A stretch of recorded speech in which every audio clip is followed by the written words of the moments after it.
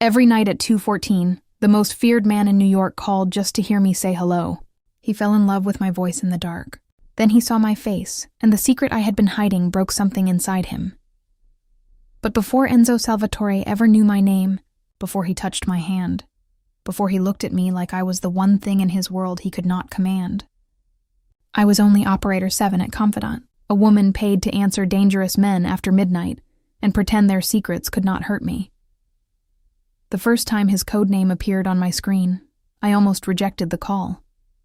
Il Lupo, the wolf, no voice filter, no background mask, no emotional category selected, just one private line opening at 2:14 a.m., like a door I should never have walked through. I sat alone in a glass booth on the 34th floor of a private building in Manhattan, wearing a cheap black headset, drinking coffee that had gone cold beside my keyboard, with my little brother's hospital bill folded underneath the desk, because I could not bear to look at it and still keep my voice steady. Confidant was not a normal hotline. Normal men did not pay $20,000 a month to speak anonymously to women they would never meet. Our clients were billionaires, politicians, heirs, criminals, men with marble homes and locked hearts, men who trusted encrypted lines more than priests. We were trained to be calm, warm, professional, and forgettable. We were trained not to ask names. We were trained not to react. We were trained to understand that silence was the product, and our voices were only the packaging. I clicked accept and said the sentence I had said to hundreds of rich, lonely strangers. Confidant private line. You're safe here. A low male voice came through the darkness. Calm. Italian. Deadly. No one is safe here. My fingers stopped above the keyboard. Behind his voice, I heard something faint, a chair scraping across marble. A man breathing too fast. Another man whispering something that sounded like a prayer. I should have ended the call. Confidante rules were clear. If a client mentioned violence, threats, weapons, or active danger, we were supposed to alert internal security and disconnect. But I did not disconnect, because the man on the line did not sound like someone asking permission to be cruel. He sounded like someone standing on the edge of cruelty, waiting for one voice to pull him back. Then why did you call? I asked. Silence. Heavy. Controlled. The kind of silence that made me feel as if he had turned his head toward me in a room I could not see. Then he said, "There is a man kneeling in front of me. He stole from me, lied to me, sold my name to people who wanted me dead." My throat tightened. "And what do you want from me?" "One reason," he said. "One reason not to make him disappear tonight." Behind him, the kneeling man made a broken sound. My heart hit my ribs so hard it hurt. I was 24 years old, sitting in a glass booth above Manhattan with no weapon, no power, no protection, and a 12-year-old brother at home whose heart was running out of time. I had no right to challenge a man who sounded like he could order death with the same calm voice most people use to order coffee. But something inside me moved before fear could stop it. "If you really wanted him gone," I said softly, "you would not be asking a stranger for a reason." The line went so quiet I heard my own pulse. Then his voice dropped lower. "What did you say?" I swallowed, but I did not take it back. "I said you did not call because of him. You called because some part of you is tired of being the only monster in the room." For 3 seconds I thought I had killed myself with one sentence. Even the man crying in the background stopped. Then Il Lupo gave an order, not to me, but to the men around him. "Let him go." A door opened. Someone sobbed harder. Footsteps rushed away. And then the most dangerous client confidant had ever placed on my screen breathed into my headset as if my voice had reached a place no bullet ever had. "What is your name?" he asked. "You know I can't tell you that." "Then I will call you Voce." "Voice?" "Yes," he said, "because that is what stopped me. I should have been afraid of him. I was. But I was also afraid of the way my own heart reacted when he stayed on the line instead of hanging up. "You should not call me anything," I said. "I'm not supposed to become real to you. Too late." The words were quiet, almost careless, but they entered me like a warning. My supervisor, Celeste, passed outside the booth with her tablet, her heels silent on the carpet, her face lit blue by client activity. I lowered my voice. This line is confidential, but it is not personal. Everything becomes personal after midnight. Not here. Especially there. I looked at his call timer. 2 minutes and 41 seconds. Somehow it felt like he had been inside my head for an hour. Why did you really call? I asked. I told you. No. You told me what was happening in the room, not what was happening to you. Another pause. This one was different. Not dangerous. Wounded. Though he would have hated that word. I had already decided what to do with him, he said. Then your hand should not have been reaching for a phone. He laughed once, without humor. You speak to wolves like you have never been bitten. My eyes moved to the hospital bill under my keyboard. No, I speak like I have. By whom? I almost answered. A landlord. A hospital. A man who lent money with one hand and took dignity with the other. Life itself. Instead, I said, that is not part of the service. Neither was saving a man you do not know. Maybe I wasn't saving him. Then what were you doing? I looked through the glass walls of my booth at the city glittering below us, full of people who could afford emergencies and people who could not. Maybe I was saving you from becoming the kind of man who does not need a reason anymore.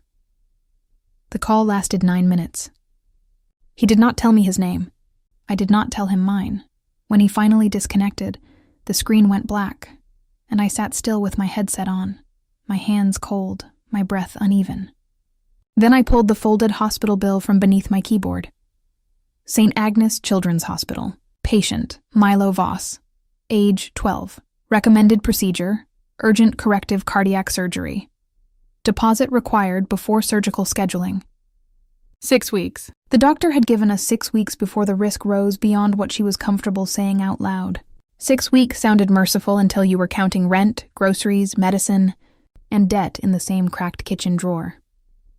At 7:12 a.m., I walked home through dirty snow with my coat wrapped tight around me and Ilupo's voice still sitting under my skin.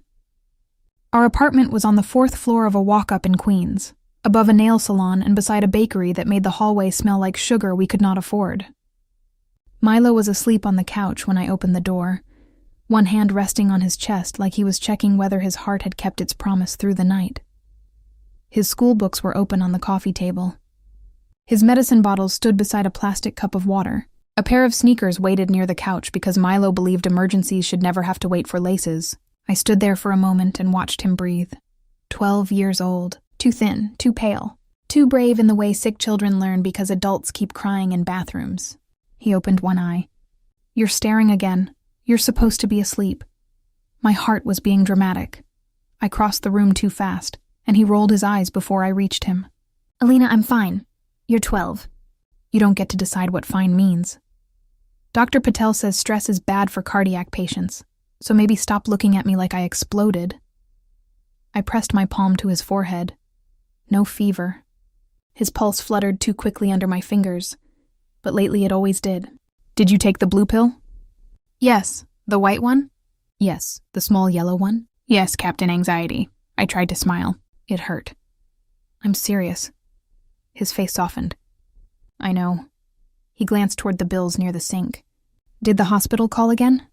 Hospitals always call. How much? Not your problem. I'm the one with the expensive heart.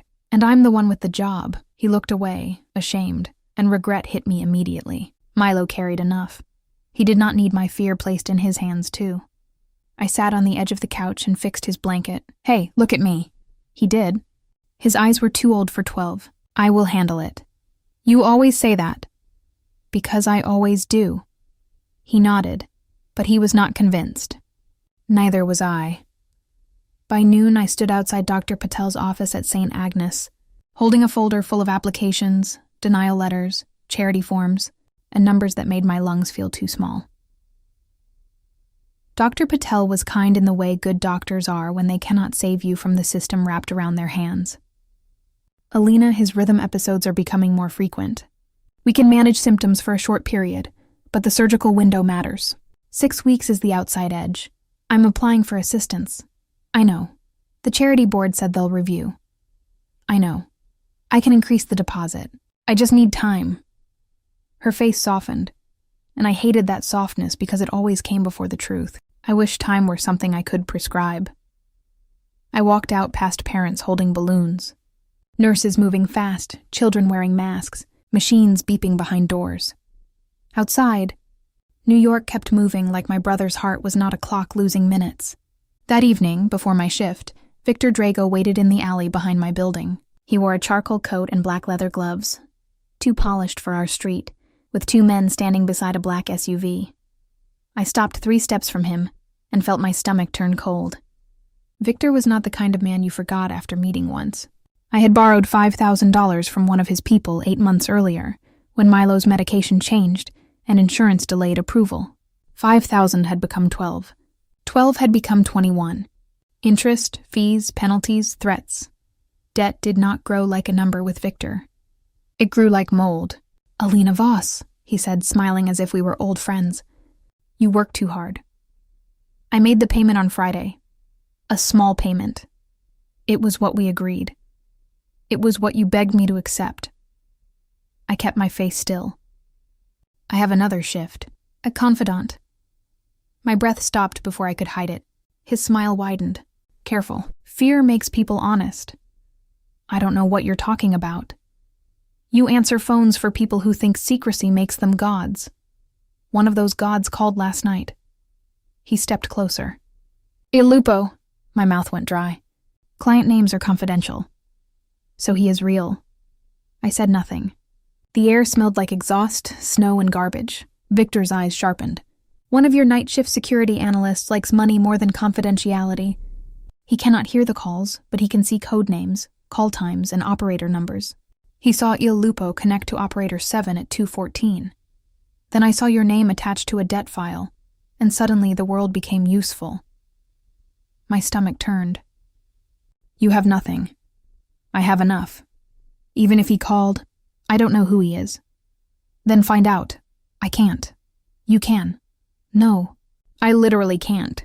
We don't see real names. Men like him reveal themselves even when they think they are silent. I signed contracts." Victor laughed softly. "Contracts."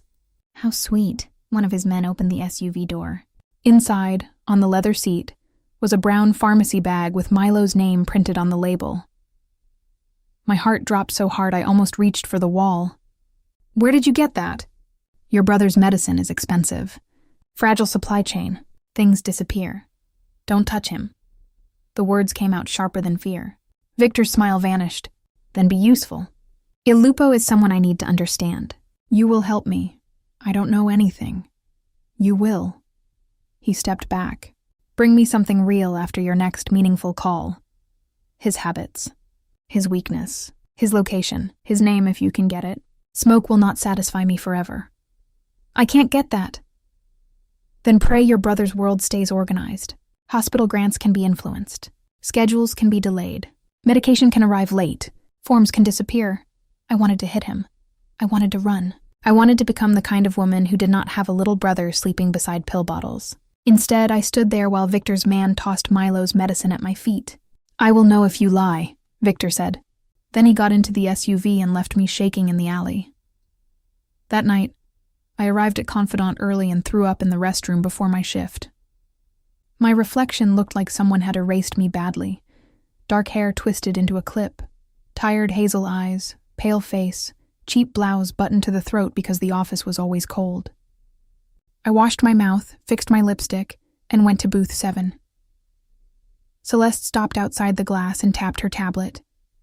"You look terrible." "Thank you. Elite clients tonight. Don't improvise." "I never improvise."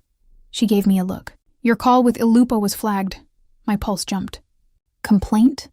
"No," she studied the screen. "He requested you again.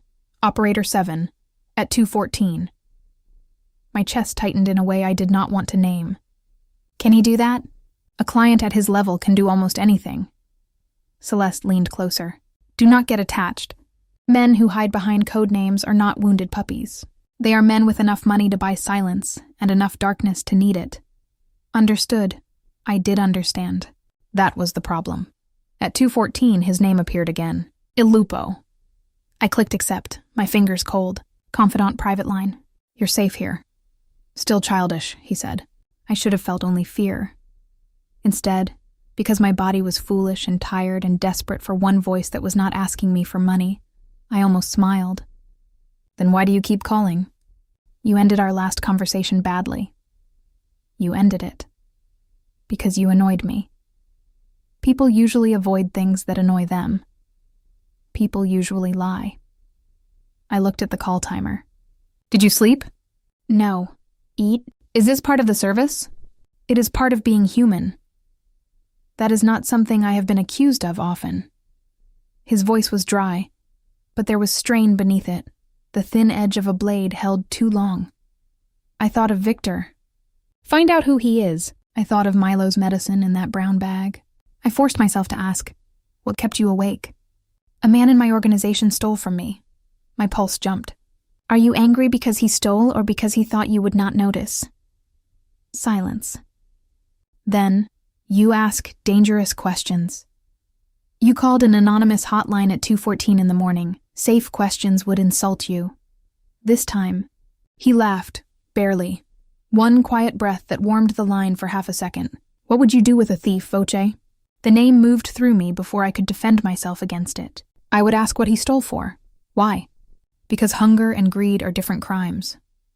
And betrayal? Betrayal is usually just fear wearing someone else's coat. He did not answer quickly. When he did, his voice was lower. You sound young. You sound tired. That is not an answer. Neither was yours. Another pause. I imagined him somewhere dark and expensive. A man with enemies outside his door, and no one allowed close enough to ask if he had eaten. I hated that I imagined him at all. You should be careful, he said. With what? Sounding as if you understand me. My throat tightened. Maybe you should be careful sounding like you want to be understood. The call lasted 16 minutes. When it ended, I wrote the official confidant report exactly as policy required. Client expressed insomnia, distrust, organizational stress. No actionable personal data. Then I opened the burner phone Victor's man had forced into my coat pocket and typed the first lie that might keep Milo alive. Ilupo. Male. Wealthy. Likely mid-40s. Possible finance sector. Paranoid about employee theft. Nothing confirmed. Victor responded 3 minutes later. Not enough. For the next 3 weeks, the calls became a ritual after that. Always 2:14, always him. Sometimes he opened with a question. Sometimes with silence. Sometimes he sounded like he had just come from a room where every man had disappointed him. Sometimes I heard faint music in the background. Old Italian opera playing far away. He never gave his real name. I never gave mine. He called me Voce, and I pretended the name did not make me feel seen in a way my real one rarely did. You never ask what I do, he said one night. I'm not allowed. That is not why. No, I admitted. It is not. Then why? I looked through the glass wall of my booth at the other operators, each sealed inside her own square of blue light and secrets. Because I think I already know enough to be afraid. And yet you answer. It's my job. No. His voice softened, and somehow that was more dangerous. You answer before the second ring. I closed my eyes. Maybe I'm afraid of what happens if I don't. To whom? My hand moved to the hospital bell beneath my keyboard. I pulled it back. Everyone has someone, Ilupo. Not everyone. Yes, I said quietly. Even you. Maybe yours is just gone. He did not hang up that time. He stayed for 31 minutes. We said very little after that, but the silence changed. It stopped being empty. It became a room we were both sitting in, pretending we had not chosen the chairs. At home, Milo noticed my distraction. He noticed everything. You have a boyfriend, he said one morning while poking at oatmeal he hated. I nearly dropped the spoon. I work nights and sleep 4 hours. When would I get a boyfriend? You smile at your phone sometimes. I do not. You did yesterday. That was a hospital email. Nobody smiles at hospital emails. I pointed the spoon at him. Eat. He grinned, then winced and pressed a hand to his chest. The spoon fell from my fingers. Milo? I'm okay, don't lie. I'm not, but his face had gone too pale. I sat beside him and counted his breaths until they steadied. Fear moved into the kitchen and sat between us.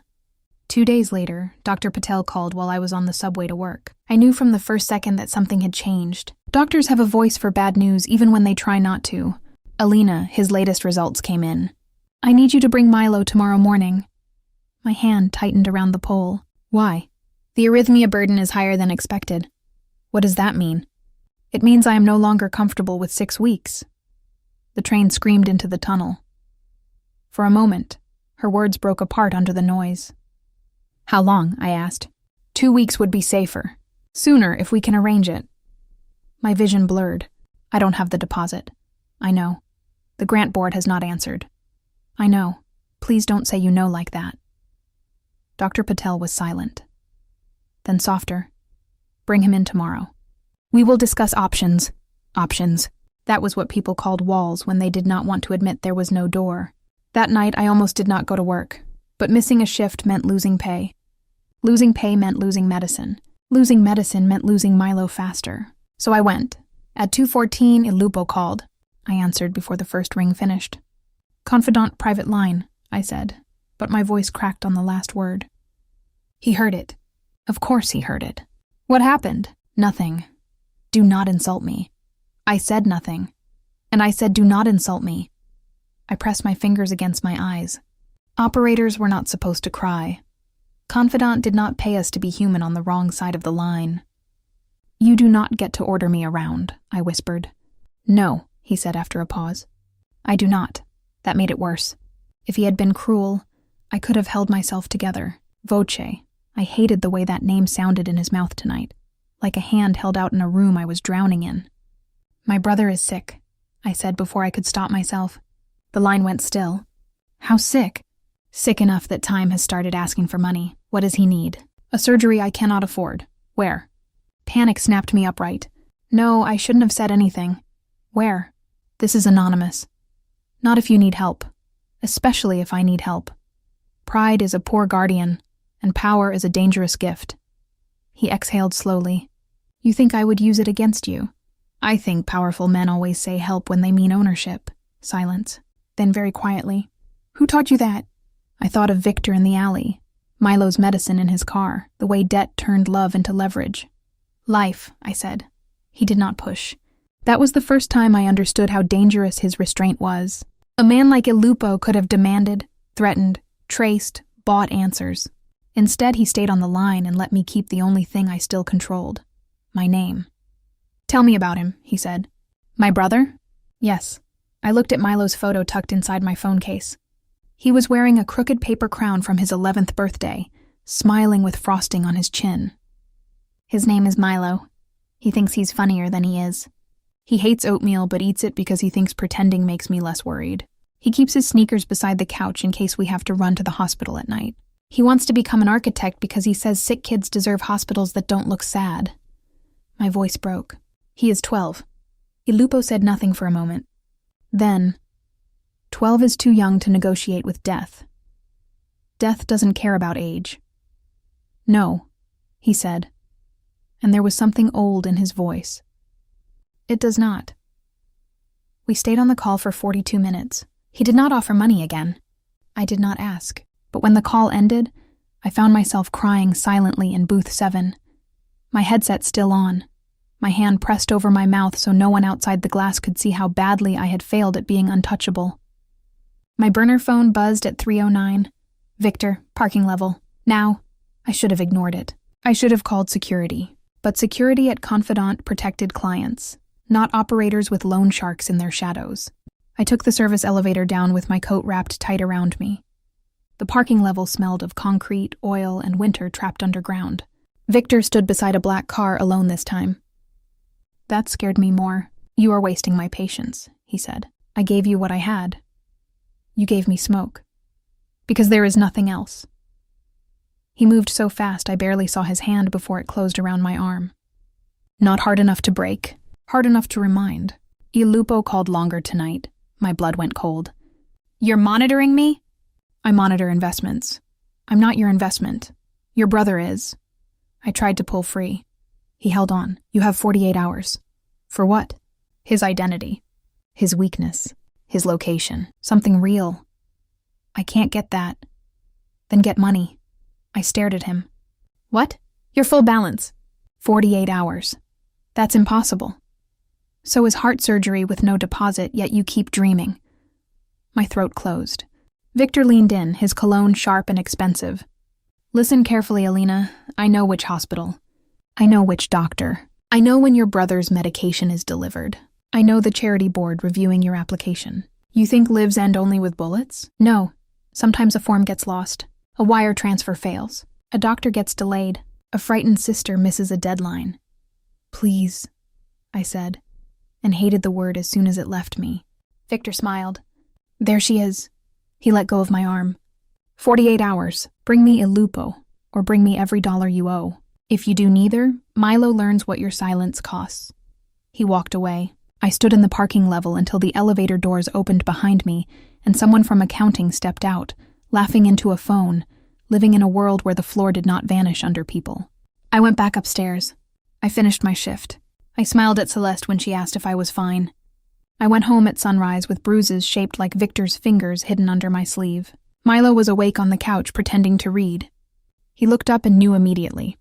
What happened? Nothing. You look like Mom did when she lied about being tired. I froze. He almost never mentioned her like that. I crossed the room and sat beside him. We're going to the hospital today. I heard you on the phone yesterday. Milo, 2 weeks? I could not lie.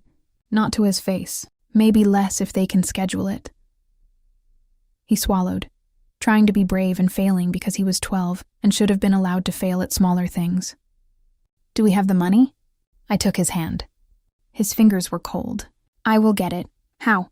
There it was. The question no prayer had answered yet. My phone buzzed before I could speak. Not the burner. My real phone. Unknown number. I stared at it, confused. Only 3 people had my real number. Milo, Dr. Patel, and Mrs. Klein downstairs in case of emergencies. The phone buzzed again.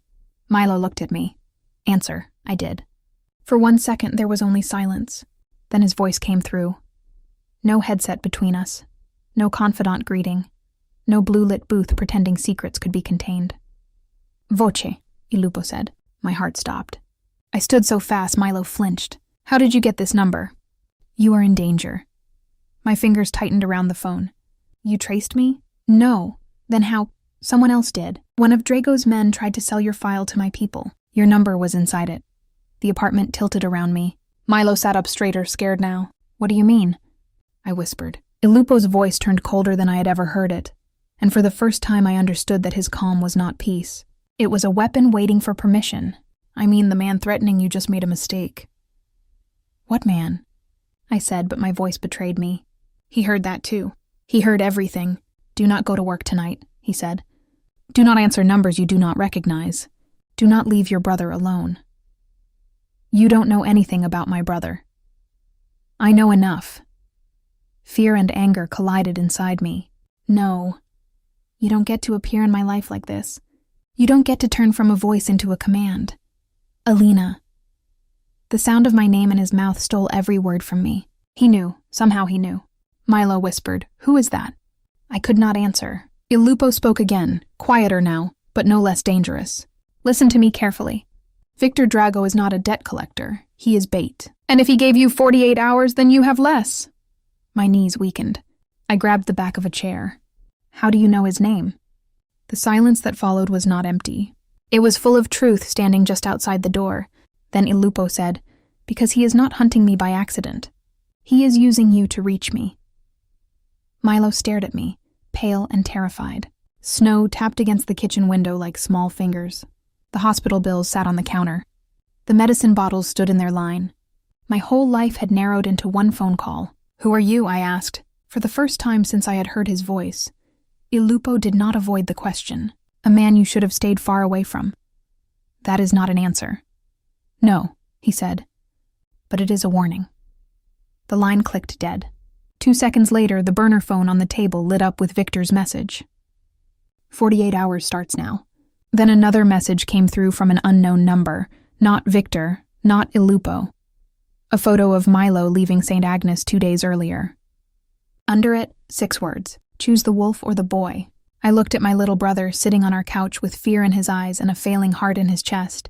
And for the first time in weeks, I understood the truth clearly. I had not been answering a lonely man in the dark. I had been standing between two monsters, and one of them had just learned my name. I did not sleep after Ilupo said my name. I sat on the kitchen floor with my back against the cabinet, Milo asleep on the couch because fear had finally exhausted him, and both phones on the table like loaded guns. One belonged to Victor Drago. One belonged to my real life. The man who had called me Voce had crossed the line between them without touching a door. He knew my name. He knew Victor. He knew I was bait. And still, the most terrifying part was not that he had found me. It was that when he told me not to go to work, some foolish corner of my heart wanted to obey him. By noon, Milo was admitted to St. Agnes for observation because his pulse would not settle. Dr. Patel tried to sound calm, but I had learned to hear fear in careful voices. "We need to move faster, Alina." "How fast?" She looked at Milo through the glass wall of the room. He was sitting up in bed, pretending to build a paper airplane from a hospital form. "Days, if possible.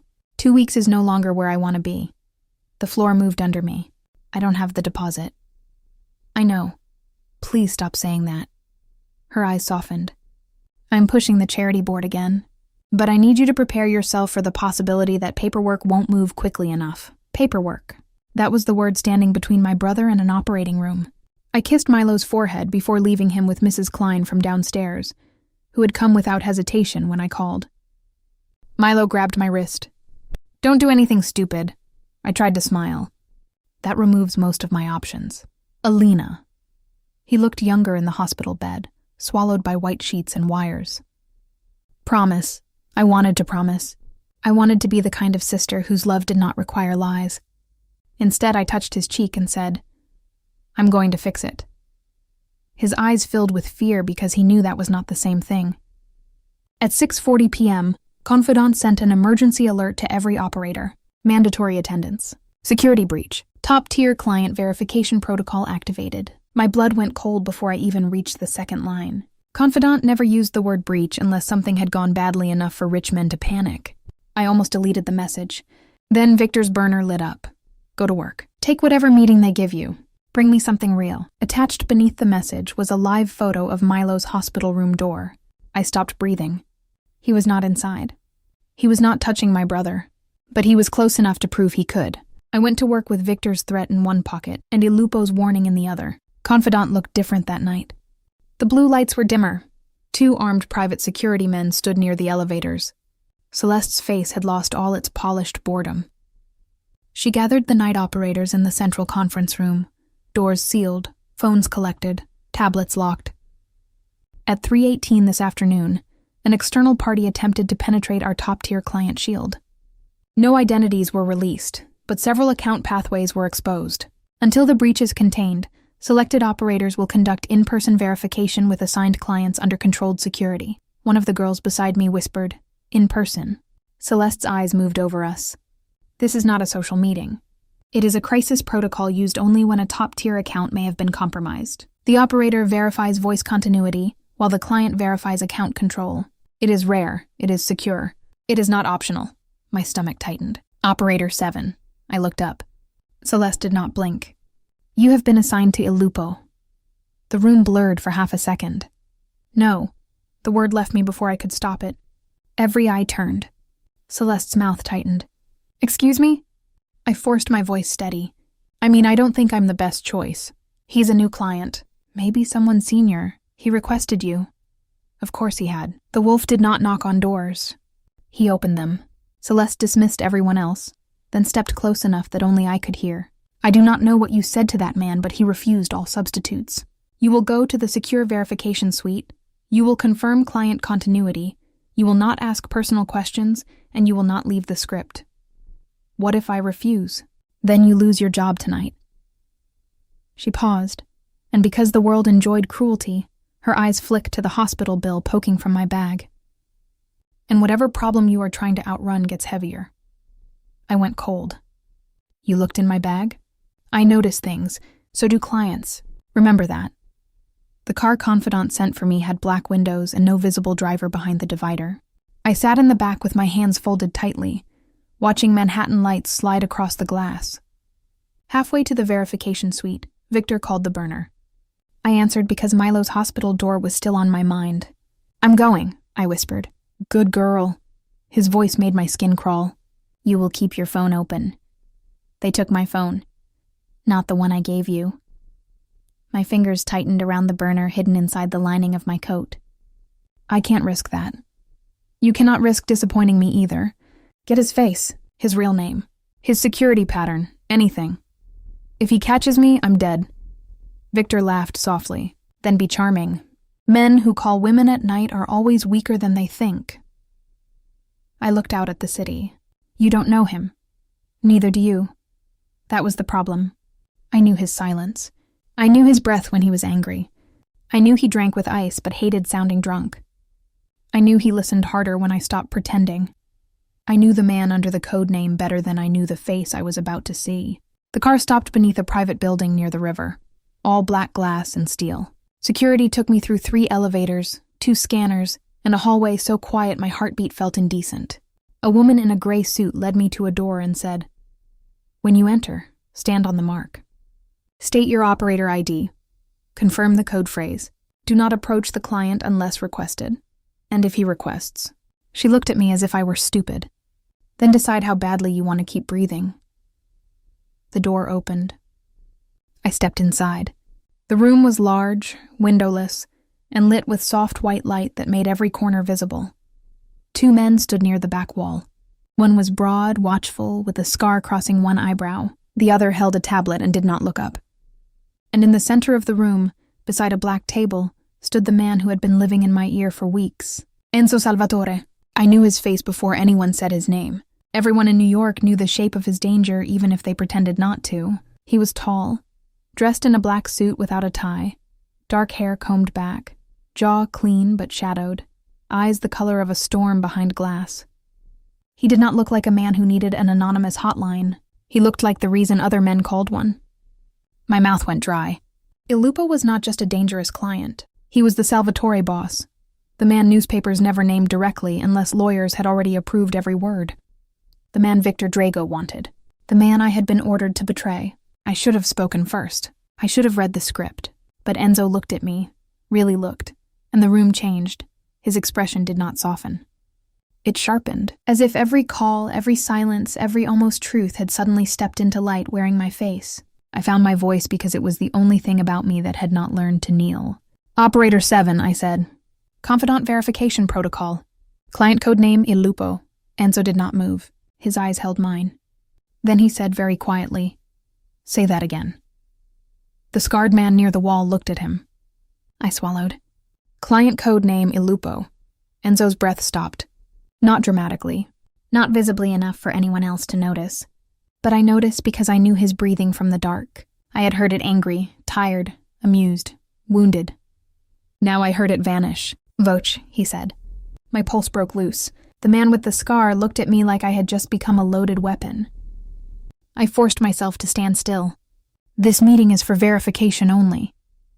Enzo took one slow step closer. "You are Alina Voss." Hearing my name in that room felt like being touched without permission. You already knew that. I knew a name.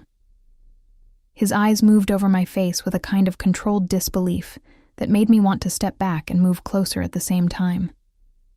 I did not know this was the face behind the voice.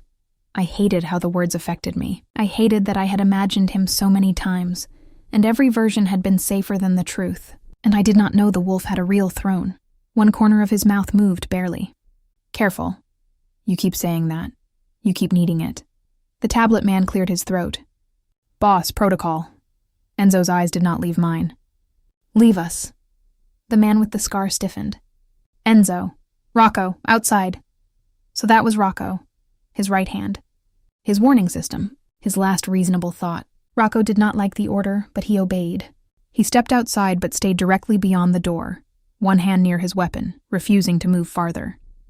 The door closed. Suddenly the room felt too quiet. Enzo stood 6 feet away from me, close enough for me to see the faint line of a scar near his lower lip, far enough to pretend distance still protected us. "You should not have come," he said. "My employer disagreed. I told you not to go to work. You don't get to tell me what to do.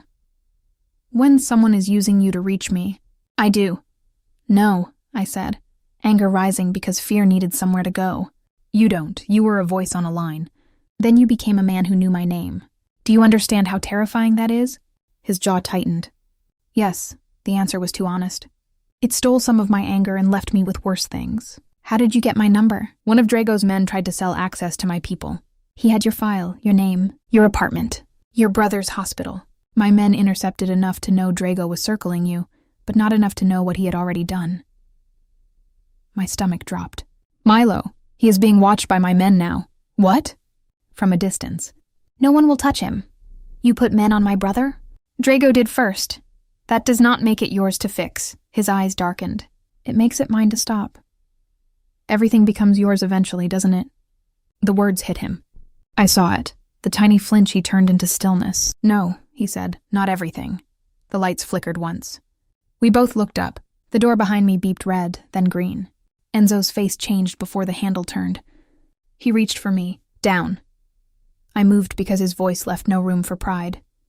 The glass panel behind me shattered before I even understood what had happened. Enzo pulled me behind the black table as the room exploded into alarms, shouting, and footsteps. 2 men in confidant security jackets rushed through the door, but something about them was wrong. Their badges were real. Their eyes were not, Rocco shouted from the hallway. The tablet man dragged himself behind the side wall, one hand pressed to his shoulder. I hit the floor hard, palms burning, ears ringing. Enzo was above me, one arm braced near my head, his body between mine and the chaos. Stay down, he ordered. I should have, but then I saw movement in the polished wall. One of the attackers was trying to move behind Rocco, using the reflection like a hidden path. I saw it because confidant booths were made of glass, and I had spent years reading reflections while pretending not to watch anyone. Left, I shouted. Rocco left. Rocco turned just in time. Enzo moved with him, fast and controlled, and the attacker dropped out of sight. The lights flickered again. A third man came through the side service panel, silent and fast, something sharp flashing in his hand. Enzo turned, but not fast enough. I grabbed the heavy metal verification lamp from the table and swung with both hands. It connected with the man's wrist. The weapon hit the floor. Enzo finished the rest before I could think about what I had done. Then there was silence, except for alarms and someone groaning in the hallway. My hands were shaking so badly the lamp fell from my fingers. Enzo turned to me, eyes burning. Are you hurt? No. Alina. He caught my wrist, not hard, just enough to make me focus. Are you hurt? No. His gaze moved over me once, fast and ruthless, checking for injuries. Then Rocco cursed from the doorway. Marco's hurt. The tablet man was on the floor now, pressing a useless hand to his shoulder while pain drained the color from his face. No one moved quickly enough. Maybe they were trained for danger, not bodies afterward. But I knew bodies. I knew hospital rooms. I knew what panic wasted. I tore off my scarf and dropped beside him. Move your hand. He stared at me. What? Move your hand unless you want to make this worse. Enzo crouched beside us. You know what you're doing?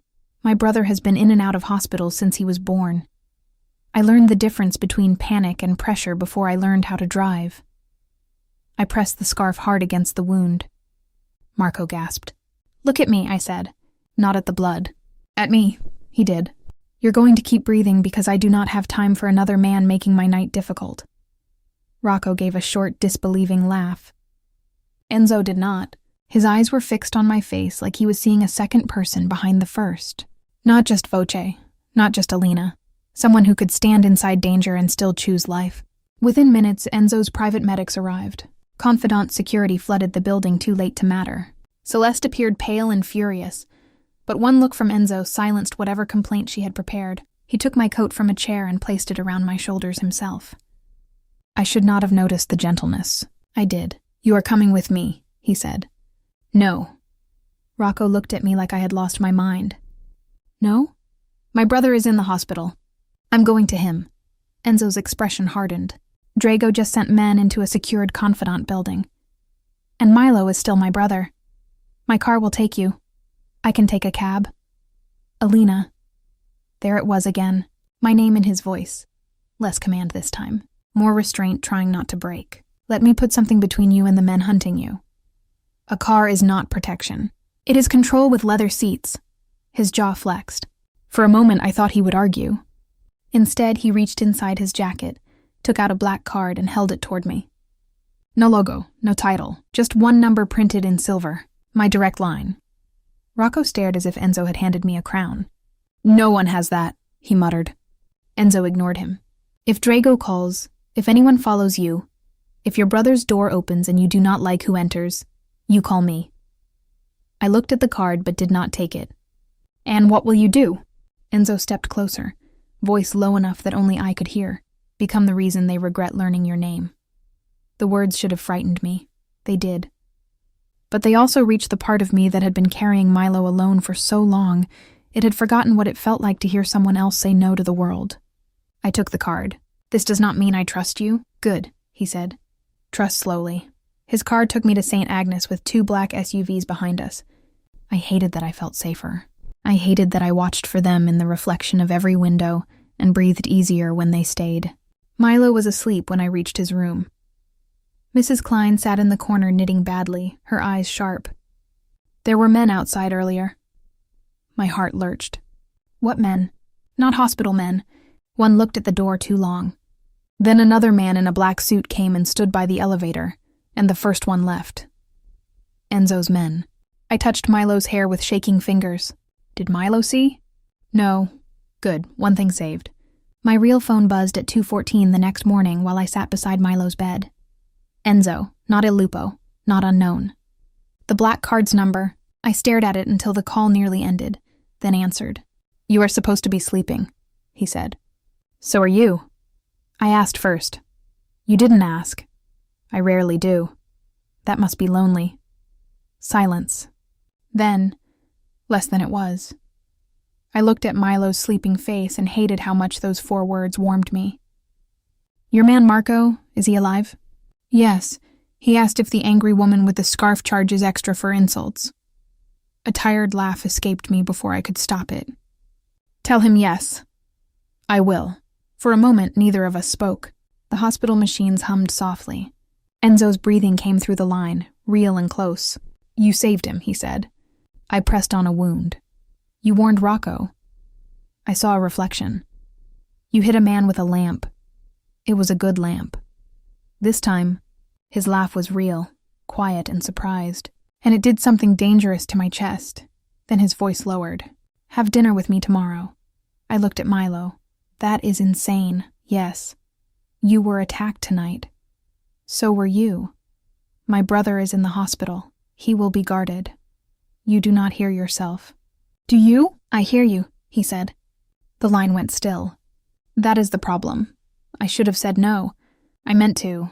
But the next evening, after Milo was stable, and Mrs. Klein insisted I leave for 1 hour before I collapsed, I found myself in a private dining room above an Italian restaurant with no sign outside, sitting across from Enzo Salvatore while snow fell over Manhattan like the city had decided to pretend innocence.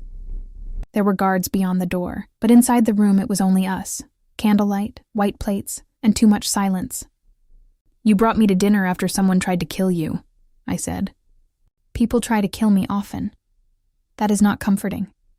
I did not bring you for comfort. Then why? He looked at me across the table. Without the headset, without darkness, his attention was almost too much to bear, because for weeks I spoke to a voice that made me remember I was still a man. Then the woman behind it walked into a room full of danger and told my injured employee not to make her night difficult. That sounds like a complaint. It is not. I looked down before my face betrayed me. You don't know me. I know you lie when you are scared. My eyes snapped up. Excuse me? I know you insult people when you want to cry. I know you protect your brother like breathing. I know you hate needing help. I know you think power always takes more than it gives. His voice softened. And I know someone taught you that painfully. Victor's fingerprints had faded on my arm, but my body remembered. I folded my hands under the table. Knowing wounds is not the same as knowing a person. Then teach me the difference. The room felt suddenly smaller. Enzo reached across the table, not touching me, just placing his hand palm up between us. An offer, not a claim. That was worse. A claim I could fight. An offer I had to choose. My fingers moved before my fear approved. I touched his hand for 1 second. His skin was warm. His stillness changed. The door opened. Rocco stepped in, face grim. Enzo's hand withdrew at once. Not now, Enzo said. Now, Rocco answered, and looked at me like he wished I were anywhere else. Enzo stood. Wait here, but the door had opened wide enough for me to see the file in Rocco's hand. Photos slid partly from the folder. Me in the parking level with Victor. Me near the alley behind my building. A screenshot of burner messages. My stomach turned to ice. Enzo saw my face change. So did Rocco. The room lost all warmth. Leave us, Enzo said. Rocco hesitated. Boss, leave. The door closed. Enzo picked up the file slowly. His face became the one I had imagined before I knew better. The boss, the wolf, the man no one survived betraying. He laid the first photo on the table between us, Victor's hand around my arm. From the angle, it looked like a meeting. It looked like cooperation. It looked like guilt. Tell me this is not what it looks like, he said. His voice was calm. That scared me more than shouting. Enzo, tell me! I stood too fast. I can explain. Pain flashed across his face so quickly I almost missed it. Those are usually the first words of betrayal. I didn't betray you. He placed the screenshot beside the photo. Il lupo dislikes disloyalty. Il lupo has insomnia. Il lupo may own property outside New York. My own useless reports stared back at me like crimes. You reported on me to Victor Drago. I lied to him. You expect me to admire your technique? No, I expect you to listen. I listened to you for weeks. The words cut because they were not loud. Every night, every silence, every carefully placed truth. Was any of it real? My throat burned. Yes. Was your brother real? I slapped him before I knew I had moved. The sound cracked through the room. For one frozen second, neither of us breathed. Enzo's head had turned slightly with the hit. Slowly, he looked back at me. There was no anger in his eyes, only shock, and beneath it, something worse. Shame arriving too late. My hand shook. Do not use him like that. Not you, his voice dropped. Then tell me the truth. Victor owns my debt. I borrowed money for Milo's medicine. The interest became impossible. He found out where I worked. He knew about Il Lupo before I knew who you were. He told me to get your identity, your weakness, your location. He showed me Milo's medicine in his car. He sent men to the hospital. He told me a form could disappear, a doctor could be delayed, a surgery fund could vanish. I pulled the burner from my coat and threw it onto the table. Read it, read every report. I gave him smoke. I gave him nothing that could hurt you. Enzo did not move. I unlocked the burner with shaking fingers and shoved it toward him. Go on, he read. Each message, each useless line, each threat from Victor, each fake answer from me. His face changed slowly, and it hurt more than his suspicion. The cold left first, then the certainty, then the wall. By the time he reached Victor's photo of Milo outside St. Agnes, Enzo looked like someone had opened a grave under his feet. He threatened your brother, he said. Yes. And you still protected me. My laugh broke in my throat. Don't make it noble. I was terrified. You could have given him my name. I did not know it then. Later. I looked at him, tears hot now because I was too tired to hold them back. Later, I knew your voice. That hit him harder than the slap. He stepped back once, as if the table between us was not enough. Alina, I did not protect you because you were good. I don't know if you are good. I protected you because every night at 2:14, a man everyone feared called me and sounded less alone when I answered. I protected you because you let a man live when I asked you to. I protected you because you listened when I told you about Milo, and you didn't try to buy me in the first breath. My voice cracked. And because I was stupid enough to care. Enzo looked at the burner again, then at the hospital bill that had slipped from my bag and fallen near the chair. He picked it up. I wanted to snatch it back. I had hidden those numbers from everyone like shame, but he read Milo's name, the surgery recommendation, the deposit requirement, the shortened timeline. His face broke in silence. Not loudly, not beautifully, just a powerful man realizing that while he had been deciding whether to trust me, I had been choosing between his life and my brother's. How long? He asked. I wiped my face. Days. Why didn't you tell me? Because I was afraid if I let you save him, I would belong to you. He closed his eyes. When he opened them, something in him had changed. The wolf was still there, but it had turned away from me and toward the door. Rocco, he called. The door opened instantly, as if Rocco had been waiting with his hand on the handle. Enzo did not look away from me. Call Dr. Bellini in Milan. Wake him. Offer whatever it takes. I want Bellini reviewing Milo's scans within minutes, and his team in the air before sunrise. Secure an operating wing at St. Agnes if Dr. Patel approves the transfer of authority, or make sure the hospital has every resource it needs without moving another child from care. Put men on Milo's room, the charity board, Dr. Patel, and every entrance between here and Queens. Rocco nodded once, already moving. And Drago? Enzo's eyes stayed on mine, dark and wounded and deadly. Find him. My breath caught. Enzo. He stepped closer, slowly this time, carefully, as if my fear mattered more than his need to fix what he had almost destroyed. You do not belong to me, Alina. His voice was rough. Your brother will not owe me his life. You will not owe me your heart. But tonight, for once, my name is going to be used for something other than fear. I could not speak. Enzo looked at the burner phone, at Victor's threats, at Milo's bill, then back at me. You asked me once what power is for. I never asked that. No, he said.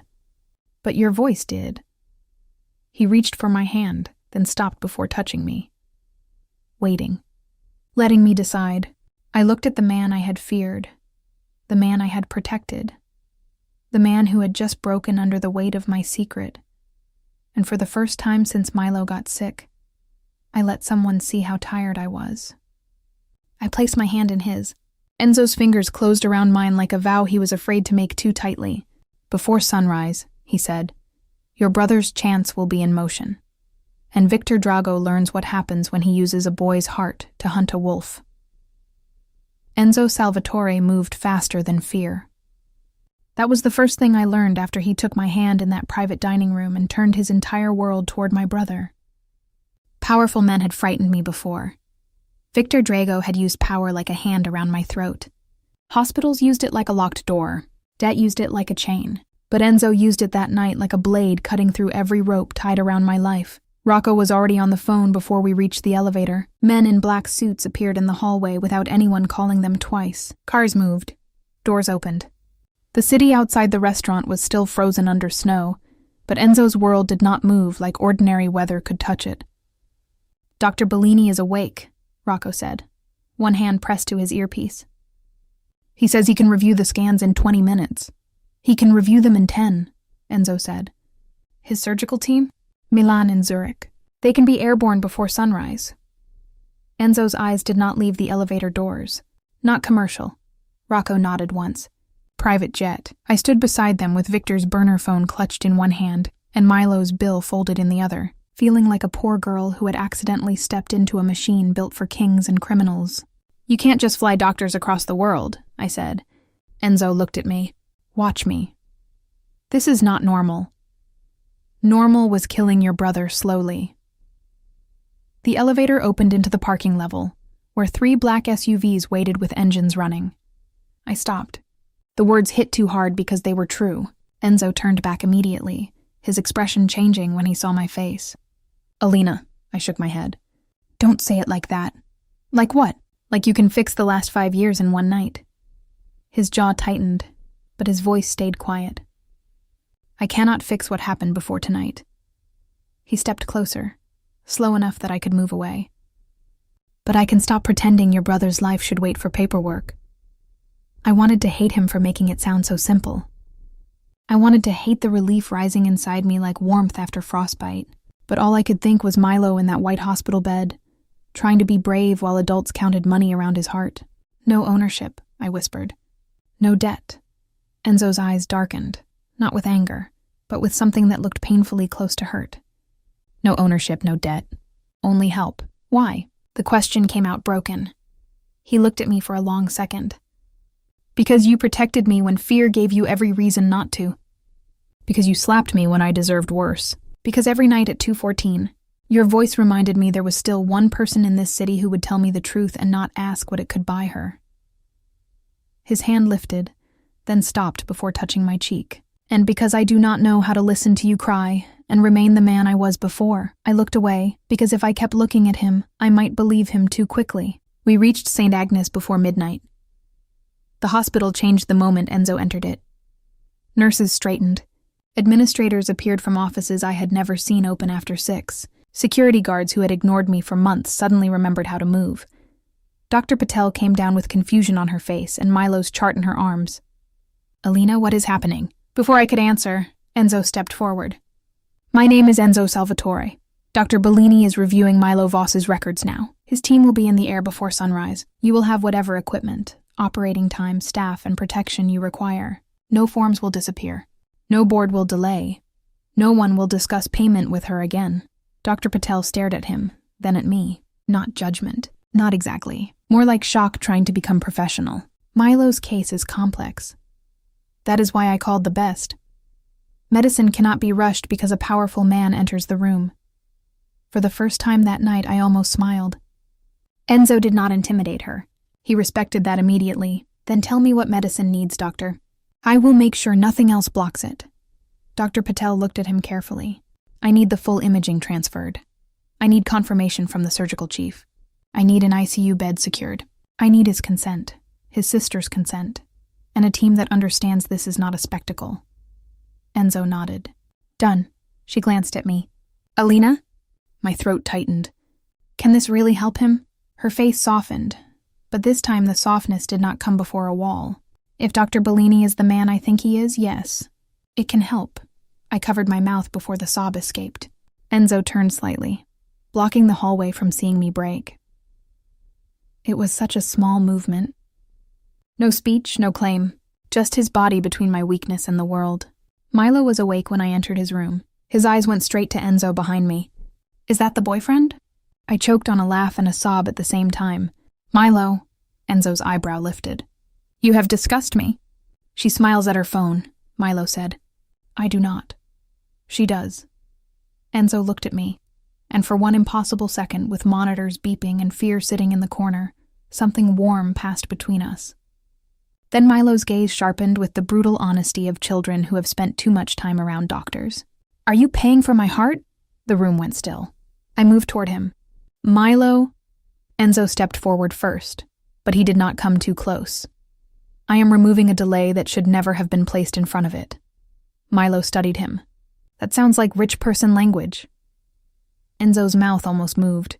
"It probably is. Will Alina owe you?" "No." "Will I?" "No." "Are you dangerous?" "Yes." Milo nodded slowly. "To us?" Enzo's answer came without hesitation. "Never." Milo looked at me. I could see him trying to be a man with a boy's face, trying to judge the stranger who had walked into our nightmare with money and guards, and a voice his sister knew too well. "Okay," he said finally, "but if you make her cry, I have hospital scissors." Enzo looked at the plastic safety scissors beside Milo's homework papers. "I will remember that." Milo leaned back, exhausted by bravery. Good. By 3:30 a.m., Dr. Bellini appeared on a screen from Enzo's private medical jet, silver-haired, sharp-eyed, already reviewing Milo's scans with Dr. Patel. By 5:10, 2 specialists were in the air. By sunrise, an entire wing at St. Agnes had been secured without moving another child out of needed care. Enzo made sure of that after Dr. Patel said it once. "No child loses a bed because of me," he told Rocco. "If they need space, we build space." I heard him say it from outside the conference room, and something inside me folded under the weight of relief. He was not good in a clean way. I knew that. I had heard enough in his voice before ever seeing his face. But that morning, his power did not feel like a storm coming for us. It felt like a wall rising around my brother. Victor Drago called the burner at 7:02 a.m. I was in the hospital chapel, not praying exactly, just sitting where the silence did not ask me to explain myself. Enzo sat beside me, close but not touching. The burner vibrated between us on the wooden bench. Victor's name was not saved, but both of us knew. Enzo looked at me. "May I?" I handed him the phone. He answered without speaking. Victor's voice came through, smug and smooth. 48 hours, Alina. I hope you are feeling productive." Enzo's expression did not change. "She has finished speaking to you." Silence. Then Victor laughed once. "Il lupo, Drago. So the little operator found a way to bring you to the phone." "No," Enzo said calmly. "You did?" Victor's voice sharpened. "Careful, I still have leverage." "No. You have evidence of your own stupidity." Enzo stood. And even though Victor could not see him, the chapel felt colder. Her debt is now mine. My head snapped up. Enzo lifted one hand slightly, asking me to wait. Every document, every signature, every illegal interest chain, every man you sent near a children's hospital. My lawyers will own the paper by noon. My men already own the street outside your office. And if a single person connected to you breathes in Milo Voss's direction again, I will become very difficult to misunderstand. Victor was silent long enough for fear to show. You think this ends because you pay a bill? No, Enzo said. It ends because you used a sick boy as bait. His voice dropped. And because she asked me once whether power always takes more than it gives. I am in the mood to answer. He ended the call. I stood too fast. You said no debt. There is no debt. You just said my debt is yours. To him, not to you. That is not a small difference. It is the only difference that matters. I stared at him, angry because I was scared, and scared because I wanted to lean on him. You can't buy every problem. I know. Do you? Yes. He placed the burner phone on the chapel bench between us. Money can remove Drago from your throat. It cannot make Milo safe in surgery. It cannot make you trust me. It cannot erase the moment I thought your fear was betrayal. His voice roughened. I know exactly what it cannot buy. That stopped me. I'm still angry at you. Good. Good? Anger means you still expect better from me. I looked at him. This dangerous man in a black suit standing under a small stained glass window, saying things no one in my life had ever had the courage to say plainly. And what do you expect from me? His eyes held mine. Nothing you do not choose. Rocco entered the chapel then, saving me from answering. Drago's office is empty. He ran. Enzo's face turned still. Of course he did. We found 2 of his men near the hospital loading entrance. They are gone now. Alive? Unfortunately. Enzo glanced at me, and despite everything, I understood he had chosen that word differently because I was there. Keep it that way unless they return. Rocco nodded. There is more. Drago has contacts in Italy. If we move them after surgery, he may try again. Them. Me and Milo. We had become a plural inside Enzo's protection. Move us where? I asked. Enzo turned to me. After Milo is stable, Lake Como.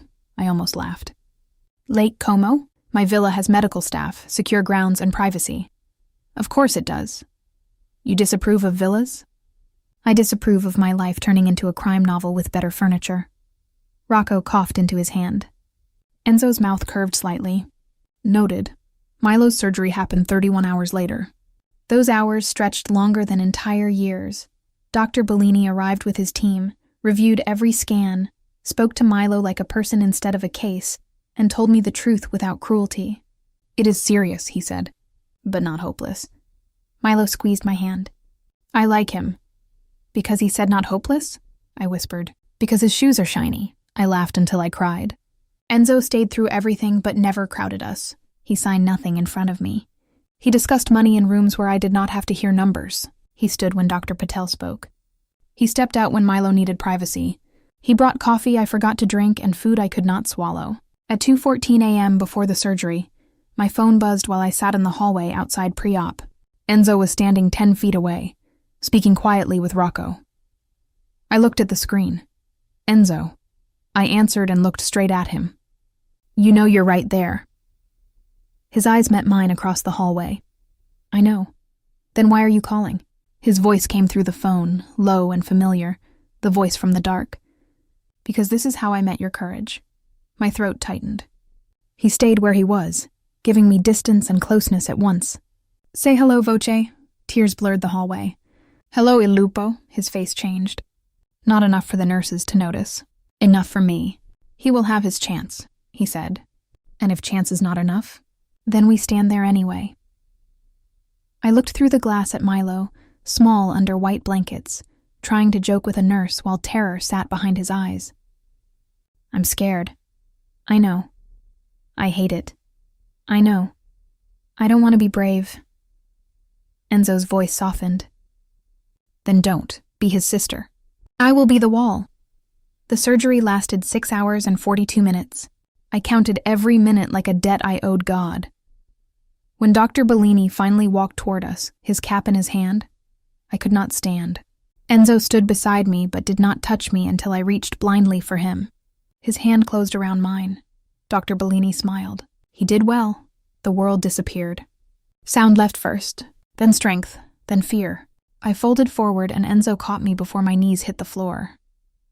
I cried into his jacket with no dignity at all, and he held me like something fragile that had still survived a storm.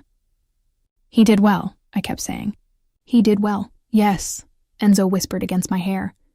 He did. Milo woke groggy, irritated, and alive. Did I win? He whispered. I kissed his forehead. You won. His eyes drifted to Enzo. Did you cry? Enzo looked deeply offended. No. Milo's mouth twitched. Liar. Even Dr. Patel smiled. For 10 days, I lived between Milo's bedside and the hallway where Enzo's men stood like shadows with earpieces. Drago vanished from New York, but his threats did not. Rocco intercepted messages. Enzo's lawyers dismantled the debt. Confidant sent 3 increasingly terrified emails about confidentiality and breach protocol, then stopped after Enzo's attorney responded. Celeste texted me once. You are either fired or promoted. Hard to tell. I laughed for the first time without feeling guilty. When Milo was stable enough to travel under medical supervision, Enzo asked again. Not ordered, asked. Lake Como is safer. For how long? Until Drago is no longer a problem. That sounds like a sentence. Then make it a vacation with security. Rich person language again. I am trying to adapt. I looked at Milo, who was pretending not to listen from his hospital bed. Do villas have elevators? He asked. Several, Enzo said. Do they have sad hospital walls? No. Can I design a better recovery room? Enzo looked at me before answering him. You may design anything you want. Milo considered that. I vote villa. You do not get a vote, I said. I have stitches. I get 2 votes.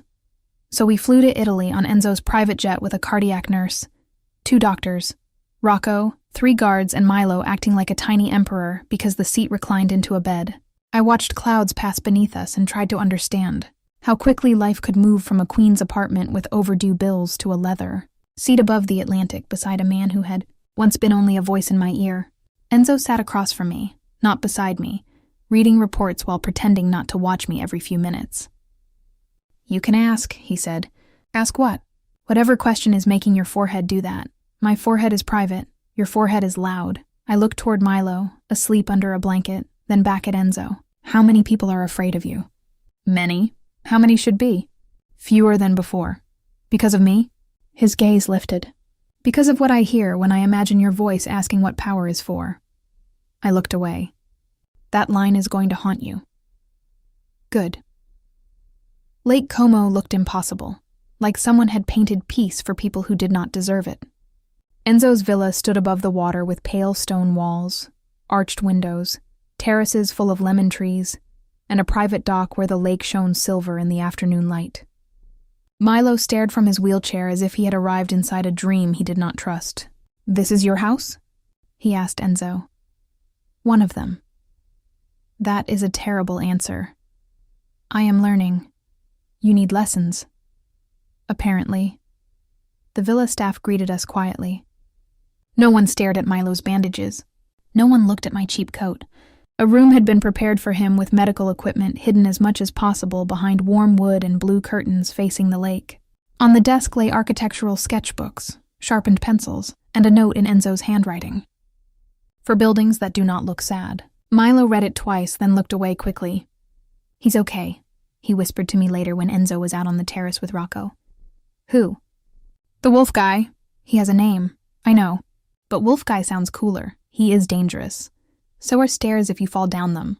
Doesn't mean you can't use them to go somewhere better. I stared at my 12-year-old brother. Since when are you wise? Surgery made me mature. Surgery made you dramatic. Also true. That evening, Enzo found me on the terrace after Milo fell asleep. The lake was dark blue under the moon, the air soft with lemon leaves and water. For the first time in weeks, no machine beeped beside me. No burner phone waited in my pocket. No bill sat under my hand. I should have felt free. Instead, I felt afraid of what freedom might ask me to feel. Enzo stood beside me, leaving space. Always space now, as if he had memorized every time I had said control and built his tenderness around not becoming it. Drago was seen in Naples, he said. Rocco thinks he is trying to reach an old contact. So this isn't over. No. You could have lied. Yes. Why didn't you? Because you would hear it. I looked at him then. The moonlight cut his face into shadows and silver. He looked less like a monster here, and more like a lonely man who had spent too many years letting fear wear his name. I was terrified of you, I said. I know. I still am sometimes. I know. But not the same way. His eyes moved over my face, not hungry, not owning, careful. How are you afraid of me now? I swallowed. Like if I let myself want you, I might not know how to stop. He went still. The lake moved below us. Somewhere inside, Milo laughed in his sleep, a tiny sound through the open window. Enzo turned fully toward me. I will never ask you to stop being afraid by force. You say things like that and expect me to remain sensible. No. His voice lowered. I hope you do not.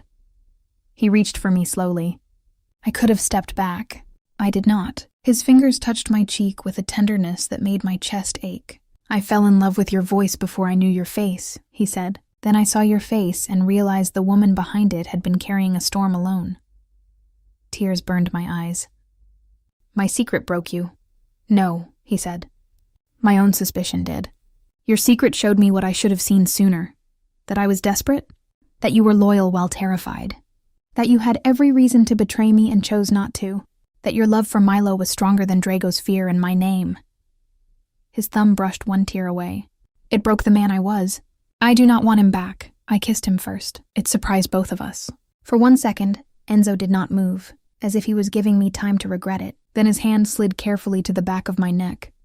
Not holding me there, just resting like a prayer. And he kissed me back with a restraint that trembled. It was not the kiss of a man claiming victory. It was the kiss of a man afraid that if he held too tightly, he would become the thing I had spent my life surviving. I stepped closer and his breath broke against my mouth. Alina, he whispered. I'm here. I know. No, I touched his face. I'm here because I chose to be. His eyes closed for half a second, as if choice was the only language strong enough to undo him. 3 weeks passed in Lake Como with a strange, fragile peace. Milo grew stronger by small miracles. One longer walk down the hallway, one extra bite of breakfast, one morning without pain written around his mouth. Dr. Bellini checked him every day and pretended not to enjoy arguing with Milo about architecture. Rocco taught him cards and lost suspiciously often. Enzo stayed near without crowding us, running his world from terraces and closed rooms, stepping into sunlight whenever Milo demanded an audience for a new sketch. I learned the rhythm of the villa. Lemon trees in the morning, lake wind in the afternoon, guards at every gate, Enzo's hand brushing mine but never taking it unless I reached first. Happiness did not arrive loudly. It came in quiet pieces, and that made me trust it more. Then danger found its way through a badge. It happened on a bright afternoon when the lake looked too beautiful for fear. Milo was resting in his room after physical therapy. I was by the window, reading over a medication schedule Dr. Bellini had already explained twice, when a nurse I did not recognize entered with a tray. She wore the villa medical uniform. Her badge looked real. Her smile did not. Dr. Bellini asked for an adjustment, she said in accented English. My hand tightened around the paper. He did not mention one. It was just approved. She moved toward Milo's IV line too quickly. Milo opened his eyes. Alina? Something inside me went cold. I looked at the label on the small vial in her hand. The name was close. Close enough to pass in a hurry. Not close enough for a sister who had spent years memorizing the difference between medicines that saved and medicines that harmed. Stop, I said. The nurse's smile vanished. She reached for Milo anyway. I moved before thought. I put myself between her and the bed, shoving the tray sideways. Metal clattered against the floor. Milo tried to sit up.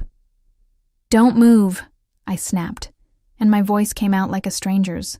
The nurse grabbed my wrist. I twisted hard, not because I was strong, but because fear made me faster than sense. She stumbled back. The door opened so violently it hit the wall. Enzo was there, Rocco behind him, 2 guards spreading into the room. Enzo took in the tray, the vial, Milo's pale face, my body in front of the bed. His expression emptied. That was when I saw the wolf again. Not the lonely one from the phone. Not the careful man from the terrace. The ancient, merciless thing men whispered about. The nurse froze. Rocco caught her before she reached the side door.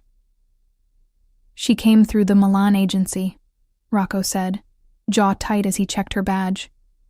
Forged credentials. Good enough to pass the first 2 screens. Enzo did not look at him. He looked at me. Are you hurt? No. Milo? I'm okay, Milo said, voice shaking. Enzo's eyes moved to the wrong medication on the floor. For a moment, the room seemed to hold its breath. Then the woman began to laugh softly. Drago says hello. Enzo turned toward her so slowly my skin chilled. I stepped forward. Enzo. He stopped. He did not look back. Not in front of him, I said. Milo was gripping the blanket with both hands. Enzo's shoulders rose once, then fell. When he spoke, his voice was low and controlled. Take her out, alive. I want every document, every contact, every person who touched that agency file. And I want Drago found before sunset. Rocco nodded. The woman was dragged away, still smiling until Rocco whispered something in her ear. Then she stopped smiling. Enzo came to the bed but did not touch Milo until Milo reached for him first. That broke me more than the danger had. Milo's small fingers closed around Enzo's sleeve. You didn't do the scary thing, he whispered. Enzo crouched beside him. No. Because of Alina? Enzo's gaze flicked to me. Because of both of you. Milo considered that. Good. Hospital scissors would not work on you. Enzo almost smiled, but his eyes were still dark. I am grateful for your mercy. By sunset, Rocco had Drago's route. Not because Enzo's men had beaten the truth out of half of Italy, though I suspected the temptation had been there, but because the fake nurse had carried more than a forged badge. She had carried messages, payments, agency contacts, and one arrogant mistake, a location for her extraction. Drago was waiting near a private marina outside Naples, planning to disappear on a boat he thought could outrun consequences. Enzo did not let me come. For once, I did not argue. I stayed with Milo, sitting beside his bed while Dr. Bellini checked him again and again, until my brother finally said, If one more adult listens to my heart, I'm charging rent. Dr. Bellini smiled. Your heart is expensive enough already. That's what I keep telling people. It was nearly midnight when Enzo returned. No blood on his clothes, no chaos in his eyes, just exhaustion, and something like peace standing behind it. I met him in the hallway outside Milo's room. Is he dead? I asked. Enzo looked at me for a long moment. No. My breath left me. He is alive, in custody, and surrounded by evidence even his friends cannot bury. Rocco handed everything to the right authorities and to the wrong journalists. His debt records, forged medical credentials, hospital threats, payments to confidant staff, the attempted medication switch, all of it. You let the law take him? I let proof take him. His mouth tightened. It will last longer. I touched his hand. Was that hard? Yes. Thank you. His eyes closed for 1 second. Do not thank me for doing what should have been obvious. I am thanking you for choosing the man you are trying to become. He looked toward Milo's door. He watched me stop. He needed to. So did I. After that, Drago became a name other people handled. His network folded under documents, recordings, frightened accountants, and men who had only been loyal while they thought he could win. The illegal debt against me disappeared.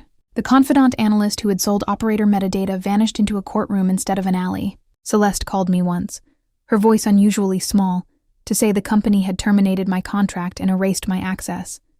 I expected panic. Instead, I felt something close to relief. I was no longer Operator 7. I did not know who I was yet, but at least I was not a voice trapped behind glass. 2 months later, Milo was strong enough for the Amalfi Coast. Enzo said it casually over breakfast, as if people normally recovered from heart surgery and loan shark trauma by moving from one impossible Italian view to another. The sea air will help. I stared at him over my coffee. That is the most expensive medical excuse I have ever heard. Milo raised his hand from the table. I support science. Rocco, who had somehow become a permanent part of breakfast, did not look up from his newspaper. The boy needs sea air. You're all ridiculous, I said. Enzo's mouth curved, but persuasive.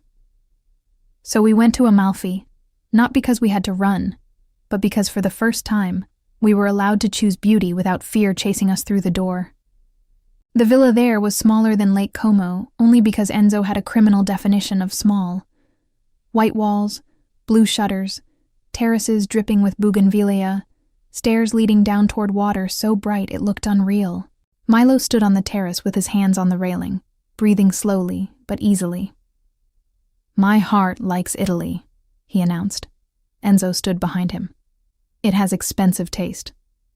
Like you. Worse than me. Milo grinned. Can we come back every year? The question landed between us like a tiny bridge. Enzo looked at me, not answering for my life without asking. I looked at Milo, healthy enough to make future plans, and my eyes filled before I could stop them. Maybe, I said. Milo groaned. That means yes, but she's being emotionally complicated. Enzo's mouth curved. I am familiar with the condition. That evening, Enzo set dinner on the terrace. Not a grand party. Not strangers, not speeches, not a room where I had to perform gratitude. Just Milo, Rocco at the far end pretending he had not become family, Dr. Bellini raising a glass of water because he was on call, and Enzo beside me under strings of white lights while the sea turned gold. After dinner, Milo became suspiciously tired and allowed Rocco to walk him inside. Subtle, I said when we were alone. Enzo stood, suddenly more nervous than I had ever seen him. That frightened me in a new way. What did you do? Something I hope is not unforgivable. Enzo. He took my hand and led me to the edge of the terrace. The sea moved below us. The sky was full of stars. At exactly 2:14 a.m., his phone rang. My heart stopped, then started again when I saw my own old confidant line displayed on the screen. How? I whispered. I bought out your contract. My eyes narrowed. That sounds like ownership. It would be if I had done it without you. He placed a folded legal release in my hand. My signature was at the bottom. The one I had given his attorney weeks earlier when I thought I was only closing my employment file. I bought the recording rights to your voice logs with your written consent, then had every copy sealed. After tonight, they will be destroyed. No one owns your voice anymore. Not Confidant. Not Victor's ghosts. Not me. I stared at him. Then why play this? Because there was one file I asked permission to keep until I could give it back to you. He placed the phone in my hand. I returned your voice. The screen showed one saved audio file, our first call. My hand trembled. You kept it? Only because you said yes to keeping it sealed until tonight. His voice roughened. I kept the moment you stopped me from becoming worse. I listen to it when I need to remember what kind of man you believed could still exist. I pressed play for only 3 seconds. My own voice came out soft and frightened and brave. If you really wanted him gone, Il Lupo, you would not be asking a stranger for a reason. I stopped it, tears rising. Enzo reached into his jacket and lowered himself to one knee. My breath caught so hard it hurt. Alina Voss, he said, and his voice shook just enough to undo me. Every night at 2:14, I called because your voice made the dark less empty. Then I saw your face and learned your courage was not a sound. It was a life. A sister who would face wolves for a boy. A woman who would protect a man she had every reason to betray. I will never own you. I will never use what you love against you. I will spend the rest of my life proving that power can protect without possessing. He opened the small black box. The ring was beautiful, but it was not what made me cry. Inside the band, engraved so tiny only I could see, was one word. Voce. Marry me, he said. Not because I saved Milo. Not because you owe me. Marry me because when the phone rings at 2:14, I want you beside me, not on the other side of the dark. I looked toward the open terrace doors. Milo was peeking from behind the curtain, crying openly and giving me 2 thumbs up. Rocco stood behind him, expression blank except for the fact that his eyes were suspiciously wet. I laughed through tears. You are all terrible at privacy. Answer first, Milo called. Enzo did not look away from me, waiting. Always waiting now, letting me choose. I knelt in front of him because I did not want him below me when I answered. I wanted us face to face. Yes, I whispered. Enzo closed his eyes as if the word had gone through him like mercy. Then he slid the ring onto my finger, and when he kissed me, the sea moved below us. The stars held still above us, and the old hour that had once belonged to loneliness became ours. Months later, back at Lake Como, 2:14 a.m., no longer meant a secret line in a blue-lit booth. It meant Enzo reaching across our bed before he was fully awake, finding my hand like a habit his heart had chosen. It meant Milo asleep down the hall after spending the day designing a children's hospital with windows shaped toward sunlight. It meant no burner phone, no debt collector, no hospital bill hidden under a keyboard. Sometimes Enzo still woke from old darkness. Sometimes I still listened for danger in silence. Love did not erase what we had survived. It gave us somewhere safe to place it. One night, his phone alarm chimed softly at 2:14. I opened my eyes and found him watching me. What? I whispered. Say hello. I smiled, remembering the glass booth, the wolf, the first call, the man kneeling in a room I never saw. I touched his face, the face I had once feared before I knew the man beneath it. Hello, Il Lupo. His arm tightened around me. Hello, Voce. He had fallen in love with my voice in the dark. He had seen my face and broken under the truth of what I had carried. But in the end, my secret did not destroy us. It destroyed the walls around him.